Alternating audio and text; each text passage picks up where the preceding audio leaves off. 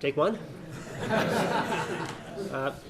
So at the ISSW in 1982, I didn't know many people there, and after the first day of sessions, there was a migration over to the pub. In my socially awkward way, I was trying to mingle and find someone to sit with and drink beer with, and a couple of guys didn't know were sitting down at this bench table there, and then this older guy came along with 2 jugs of beer, and he said, "Do you guys drink beer?" And well, he said, and he said, "Yeah, great." And so he sat down with us, and he said, "Hi, my name's Sam." And that was Sam Colbeck. That's how I met Sam Colbeck, 1982, ISSW, with 2 jugs of beer in his hand, asking the question, "Do you guys drink beer?" So maybe I can return that. I can this afternoon when we migrate over to Aleworks. Okay, so which snowpack test is best when is a really hot topic, and there's been lots of great ideas on snowpack coming out of this area here, and we've worked on it as well in Canada, and that's what I'm going to talk about here. So, and Dave Gauthier, this talk's been through various versions with a lot of input from other people, including Dave Gauthier. And so I'll talk partly about some of the newer tests, the deep tap test, the extended column test, and the propagation saw test, and some of the more traditional tests, the rich block and the compression test, and where they fit in, and I'll get your thoughts on when to use them. And first off, so it's a really different situation as to if you've got a snowpack like this, which test to use, and if you've got a snowpack like this. And these are actually the same avalanche. One's just off to the side of the other. And here you see the trigger point. You can just see the tracks coming in here, and then it propagated over and took out a much deeper slab. And I'll talk more about deep slabs later today, but they're one of the challenges I think we have. So over time, a weak layer, usually a persistent weak layer, gets buried more deeply, and the amount of energy it takes to trigger it, or the amount of energy that gets down to the weak layer through this, the slab dampens it, gets less and less. So right up here we have all kinds of energy hitting the weak layer, and down here, once it's really deep and old, we have not very much.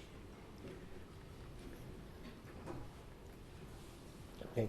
And so the propagation propensity, which depends a lot on the lower stiffness of the lower slab, that increases over time, and eventually it tails off here when we no longer have a weak layer, but that often, for persistent weak layers, takes well into the springtime. So back here we have really easy triggering and poor propagation propensity. Over here we have lots of propagation propensity, and it gets quite a bit harder to trigger. If we look at an avalanche cycle, we'll just put this in here under the curve. It doesn't start over here because right often back here we don't have a slab. It's too wimpy. It's not cohesive enough to propagate the fractures. So we can initiate fractures in our weak layers, but we can't propagate them. And then we start to get enough jam stiffness in the slab to propagate the fractures. And then later on, then we have lots of avalanche activity here in the middle of the cycle, and later on it tapers off until it's very hard to initiate them. We often have thin spot triggering over here, really hard to forecast them, and we see a lot of accidents out here. And the snowpack tests we use are different along this here, and I'm going to finish with, and with help from you folks, which snowpack tests work best when along the course of the avalanche cycle.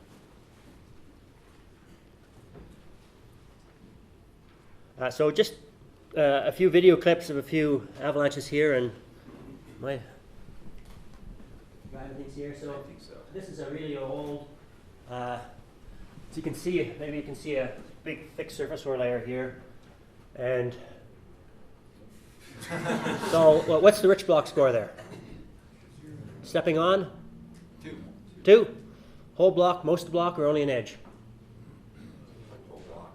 Did you use release type here? Whole block, most block, only an edge? Okay, all right. So that was a rich block 2, and whole block. So here's a compression test, a little chocolate powder on the side to make it stand out, and talk about the fracture character here. Whoop.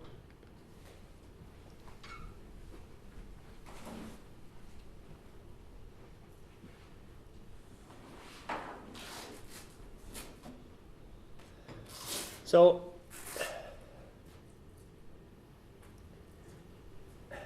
we had a sudden fracture here. It was sudden and also slides easily. And so fracture character has become a big part, a really quick way of how we get an indication of propagation. Now, it's not propagation, right? The extended column test, the propagation saw test are giving us propagation, okay?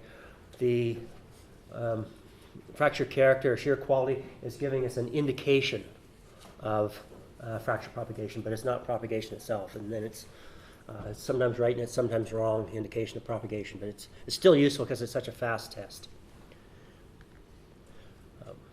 Okay, so Alecs, who did a postdoc here, Alecs van der Vengen, here's a graph that he came up with in a lot of his PhD work. And so we have progressive compression, resistant planar, sudden collapse, and breaks or non-planar breaks over on the far side. And this is the frequency of skier triggering here, and it's very much higher. It's up around 50% for the sudden planar and the sudden collapses, and a lot lower for the breaks, the resistant planar, and the progressive compressions. I get questions about these numbers here. So what basically this means is that we did 180 tests and got progressive compressions besides skier tested slopes, and 18 of those 180 tests were on slopes that were skier triggered. So we got avalanches off. So, and we did about 3 compression tests per slope. So this is about 60 slopes here, and whatever, 6 or so of them produced avalanches. And one of the interesting things about this, one of the good things about fracture character, is in Alecs' study is everything for the progressive compression, the resistant planar, and the breaks. The avalanches weren't big enough to injure, bury, or kill a person. And I'm sure that's changed, and I'm sure there's it's happened since then where a resistant planar has been beside a big avalanche. I'll actually show one later today. But most of the big avalanches are beside the sudden planar, the sudden collapse, the shear quality one. Okay. And so that's another reason why we pay so much attention nowadays to the sudden fractures, the sudden collapse, the sudden planars. And if you have any questions anytime, just fire away and ask.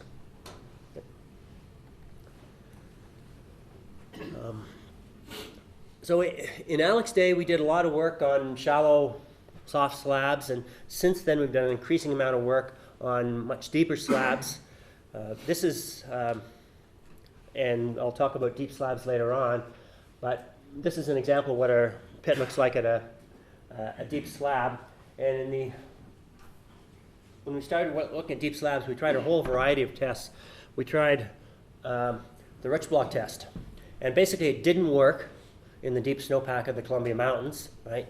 Because we weren't getting enough stress down there. We were dealing with a lot of weak layers, 1.50 m, and we're just jumping up and down. Okay?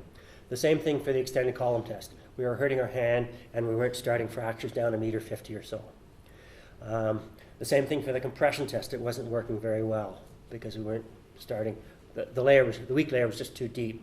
So what worked well for a lot of the deep slabs, which I'll talk about more, are the deep tap test and the propagation saw test. Work better. When we get down to deeper weak layers much later in the cycle. And do you folks do the deep tap tests around here? Or? Okay. They've been kind of slow to catch on, I think, in Canada, but they really are catching on now. And so there's where you started with the compression test, and after doing the compression test and you got a sore hand and what you're interested in down here hasn't done anything, then you throw away everything until you get 15 centimeters of snow here at the back wall, and then you tap. And it's this is normally pencil hard snow, at least in our snow climate it is, snowpack it is, And it doesn't matter if you got 15, you got 20, you got 10, it's all pencil hard snow. That stress wave goes really efficiently down through the pencil hard snow. So we normally just measure this with a crystal screen and don't spend time on it at all. It's not a critical measurement at all. So about 15 centimeters of snow here at the back wall, and then we do compression test type tapping, 10 easy, 10 moderate, and 10 hard. And I've only had one result over all my years of doing deep tap tests, so some people start at the moderate taps here as well, but I didn't say that. Bruce, have you tried doing the deep tap test with an ECT, like a deep ECT? Not a lot, but a few years ago we did it. We'd shovel off parts, and particularly where the shovel was.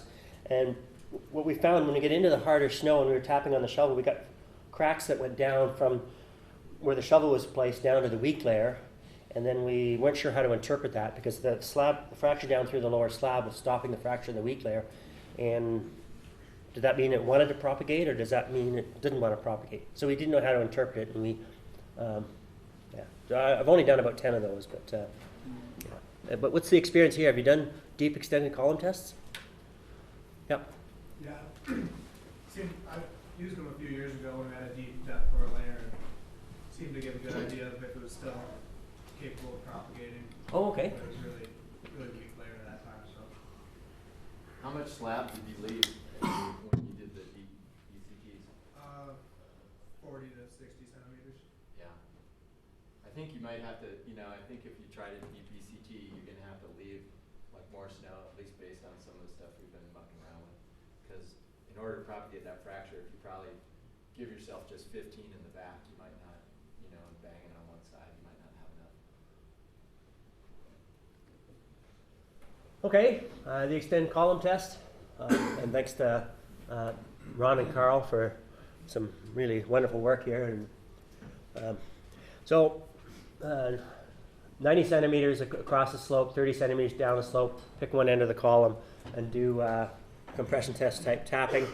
And probably all know the scoring system, but if you see a fracture initiate in here, if on that tap, say it was 21, or the next tap 22, it goes all the way across, then you call it a P for propagation and record the 21 here. If you see a fracture initiate and it doesn't propagate on that tap or the next tap, it's ECT N for initiate. And if all you do is hurt your hand by tapping away here, that's ECT X for no result, which is a result.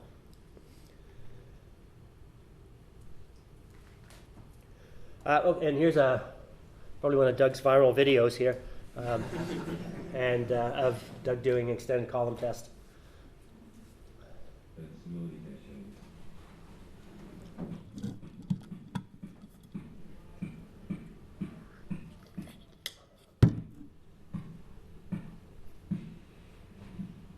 Okay, great. So we have here is and so great test, good indication. Now,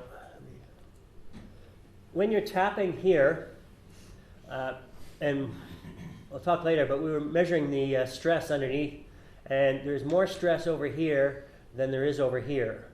So we can put stress sensors in the snowpack, and more is downwards, but it does spread out. You can measure some stress over here, and what that means is that you're not going to fracture deep layer as deep if you've got a 90 centimeter wide column as you do if you have a 30 centimeter wide column in the compression test. So the compression test will bring out deeper weak layers than the extended column test. And the other good thing about the fact that there being less stress over here is what you see over here when it propagates, that's true propagation. That's just not an indicator of propagation, that's real propagation. Because you're far enough away, you're not getting a lot of stress over there. So here's some Canadian data from the soft snowpack of the Columbia Mountains. And so over here, a red square means we got propagation on the particular test. A green triangle means we had a fracture initiation without propagation. And an X means we got no result. And we plotted the X here besides 35 taps, even though we only went to 30 taps. And in this range here, we see a nice increasing trend, a nice mixture of initiation and propagation.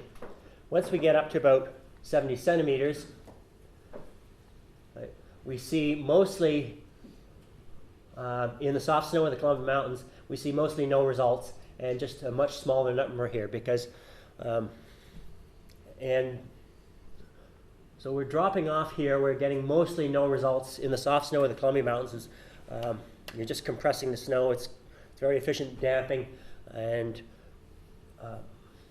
so Carl and others have told me that in the wind slabs and the harder snow around here, you're seeing good results up to about 1 meter. But in the soft snow of the Columbia Mountains, it's around 70 centimeters. And this is sort of a limitation of the test in soft snow conditions. At 30 centimeters, what we're seeing is mostly fracture initiation. And I think this is a real difference between fracture initiation and propagation at 30 centimeters. Because here the slab doesn't have the jam to propagate. It doesn't have the stiffness to propagate the fractures. But once we get beyond about 30 centimeters, we start to see a good mix of propagations and initiation.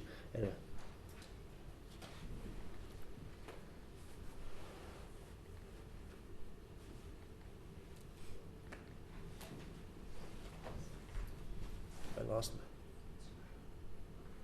Okay, moving on to the propagation saw test. Got a few little videos here, and there's actually 3 here, Doug, so we can put you to work. So 30 centimeters wide. For anything shallower than a meter, the column is a meter long. And so here we just cut it 20, 25 centimeters out of a meter, and we saw the fracture propagate. And this is true propagation. This is not just an indication of propagation. This is true propagation that we're seeing here. And I was out with Doug and Carl and Ron yesterday doing a bunch of these. Okay, next little video here. Yep, question? Okay. So this is a long one before we decided on what length we liked. This is an extra long one. We did a lot of these long ones, and we were doing some of these yesterday.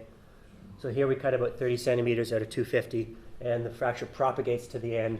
It's on a steep enough slope, steep at about 28 degrees, and the block slides. Here's another one, Ryan Bueller at one of our shallower deep slabs.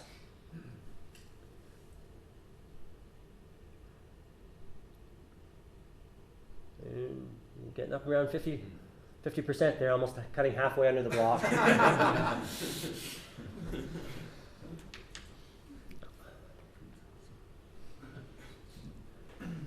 So and Dave Gauthier did most of the early work on the propagation saw test, and if you cut 50% or less and the fracture suddenly propagated at the end, that meant the propagation was likely.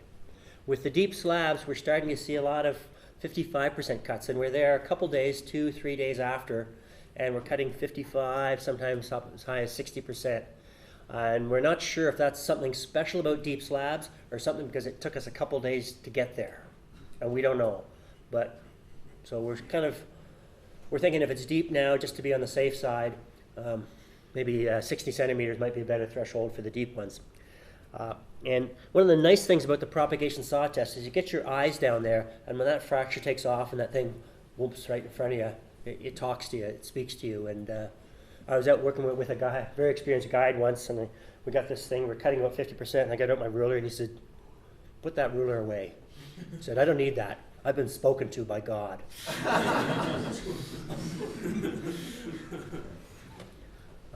Hey Bruce. Yeah. It looks like in the videos you guys are cutting fairly quickly compared to the way we've been cutting. Yeah, we try and cut about 20 centimeters per second, 20 and we have centimeters per not second. really tested that. But Okay. yeah. A couple of publications say 10 to 20, and when we look in hindsight, for a meter-long column, we're cutting in about 5 seconds. And, Okay. so when everything's working really well, here's what's happening with the propagation saw test and the extended column test. On this particular day, we were wandering around, coming up this knoll, felt a whoomph, and this released here. We got surface OR down about 30 centimeters. ECT is working like a charm. It's propagating at 13 taps. The propagation saw test, we're only cutting 23 or 24 out of 100 centimeters, and it's going to the end. and all on the same link layer. So everything's agreeing with great agreement, and it's really easy to interpret.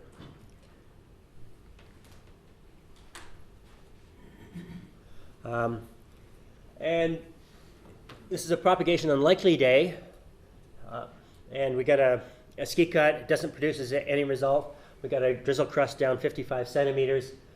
We got initiation, but no propagation on the extended column test, 22 and 27 taps, down 55, 56 centimeters. And the propagation saw test, we're cutting less than 50%, but the fracture arrests. It just goes a little bit ahead of the saw and it stops. The other thing that can happen with the propagation saw test that indicates propagation unlikely is you get a fracture down through the slab. On this particular day, it just bleeps a few centimeters ahead. And that's sometimes quite hard to see. You've got to be, have your eyes there and watch closely. Is that clicker not working? It seems to, well, I still got the, maybe I've lost. Well, that's me. So when we look in the 30 to centimeter range, this is the contingency table for the agreement between the propagation saw test and the extended column test. And so when the extended column test says propagation likely and the propagation saw test says propagation likely, that's 32% of the time. When the extended column test says propagation unlikely and the propagation saw test indicates the same thing, that's 40% of the time. And in a contingency table, we'd like to see the big numbers on this diagonal and the small numbers on this diagonal, because that's when the two things disagree. Okay. And for this particular contingency table, all the slabs were less than 70 centimeters. We've got another one, and the agreement's not nearly as good because the propagation saw test is indicating propagation likely, and in a number of cases, the extended column test is indicating propagation unlikely in the soft snow of the Columbia Mountains. So we have this 70 centimeter limitation that we use in the soft snow of the Columbia Mountains. So a little bit more on what's this propagation about. It's just a stunning example, but there's a group of ski tourers up here that were taking off their skins when the slope released. So they felt a whoomp from the slope release. This is in New Zealand. So for the most part, the extended column test, the propagation saw test, when they indicate propagation is likely, and once it starts, it's self-propagating. Okay? It doesn't matter how much trigger energy was, whether you started it with a bag of ANFO, whether you started it with a skier. Once it gets to the self-propagating stage, it's independent of that initial trigger energy. And that's what these true indications of propagation are telling us, and that's a great piece of information. Okay, next. So here's a day when there's lots of propagations happening easy. We popped out of the trees over through here, felt the woomph, and the whole, this thing released. The steeper little pockets here released a small avalanche, but there was really good propagation. Next. And here's a day where the propagation saw test did not work. The propagation saw test was indicating propagation unlikely. It was arresting just a little ahead of the saw. But yet, we were seeing these very soft slab avalanches, and so we're kind of out of the range. The propagation saw test is not working here, the really soft slabs. And you've got better tests for these really soft slabs than the propagation saw test. Okay, next. And we have an ongoing question, an unanswered question about unsustainable propagation. We think the propagation saw test and extended column test are good, but we really don't have equations, we don't have a good handle on the physics for the sustainability of propagation. And this day, it's Dave Gauthier back here, Antonio Seidler, and everywhere we walked, it just propagates 5 meters, stops. Propagates 5 meters and stopped as we walked across this meadow. So here we've got red bars for false unstable and blue bars for false stable. And we'd like to have them both small, so the smaller the better. And in particular, we'd like to have the false stable small, because that would otherwise, the more blue you have, the more it tends to lead to a bold decision. Now, for this, I combined the results of a bunch of different tests done under a bunch of different conditions, and that's something we should kind of never do. but I think it's kind of important to talk about false, stable, false. And so rather than show 6 different studies, I've combined the results of 6 different studies here, and it's not great. But anyways, what we're seeing here, PST, quite a low rate of false unstable and a higher rate of false stable. The extended column test is shining here with really low results for both. The compression test and the fracture character got fairly high, because remember, it's not a true indication of propagation. It's just an indication of propagation, it's not true propagation. If you look at whether the rich block or release type is in the critical range, you get a nice low level of false stables, but quite a high number of false unstables. If you look at whether the rich block and the release type are both in the unstable range, then you get a high false stables and quite a low rate of false unstables. And I think if we click once more there. So if I lop off the here, the bottom 30 centimeters where the PST doesn't work very well, it improves the propagation saw test, but it's still got some stiff competition here from some of these other tests. Okay? Okay, I said we come back to this slide, and let you folks tell me, when you're making this transition here where you've not got enough stiffness to slide, you're just starting to see the first few avalanches, or you're wondering whether you're going to see the first few avalanches, what's your favorite test?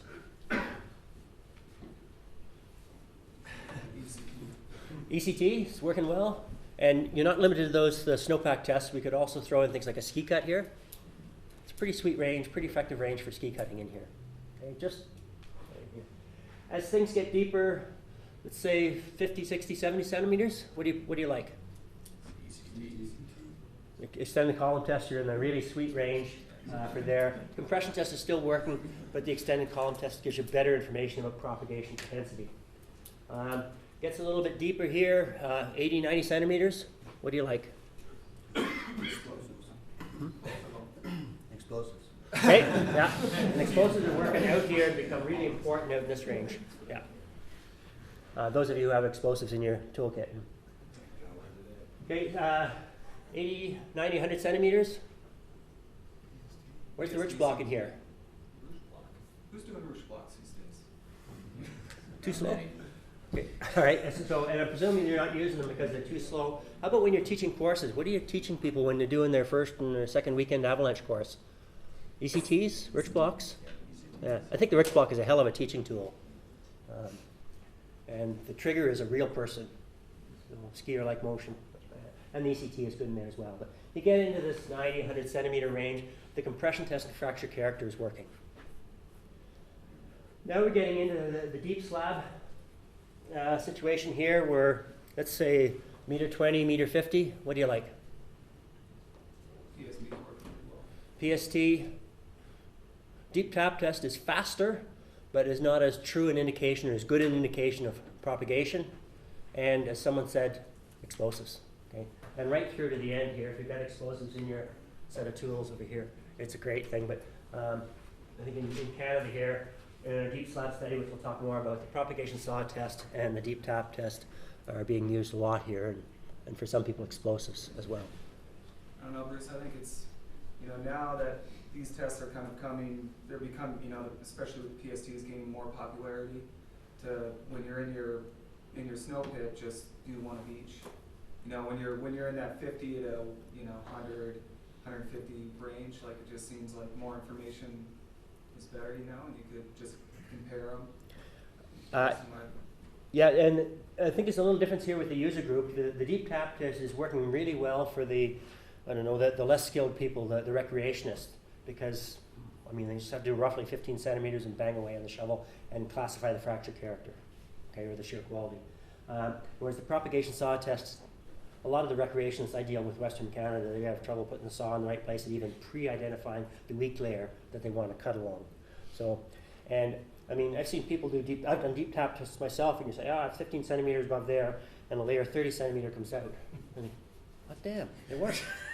Okay, I learned something. So one of the really nice things about the deep tap test is it's not really critical. It works for a wider user group than does the propagation saw test. But for me, I like the propagation saw test and the extended column test.